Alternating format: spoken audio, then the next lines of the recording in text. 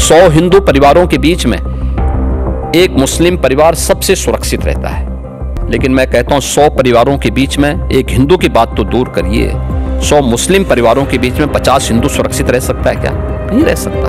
अब बांग्लादेश आपके सामने उदाहरण है, इससे पहले पाकिस्तान उदाहरण था। যোগী আদিত্যনাথ খুব সিম্পল একটা ফান্ডা বলেছেন। যোগী আদিত্যনাথ বলেছেন যে যে জায়গাতে হিন্দুরা সংখ্যাগুরু, অর্থাৎ হিন্দুরা যেখানে মেজরিটি, আর যেখানে যেখানে হিন্দুরা মেজরিটি যে দেশগুলোতে সেখানে সংখ্যালঘু মাইনরিটিরা ভালো থাকে, ঠিক উল্টোটা হলে অর্থাৎ হিন্দুরা যেখানে যেখানে মাইনরিটি হয়ে পড়ে, আমরা ইরাক দেখেছি, আমরা আফগানিস্তান দেখেছি। আফগানিস্তান একসময় গান্ধারী দেবীর রাজত্ব ছিল, কান্দাহারটা এসছে গান্ধার থেকে। একটা সময় কশ্যপ মুনির দেশ ছিল কাশ্মীর। সে সমস্ত কিছু হিন্দুদেরকে সেখানে সংখ্যালঘু করতে করতে করতে করতে একটা সময় তাদেরকে কনভার্ট করে দেওয়া হলো, তারপরে হিন্দুরা অন্যান্য জায়গায় চলে গেল। আমরা এখন 1%।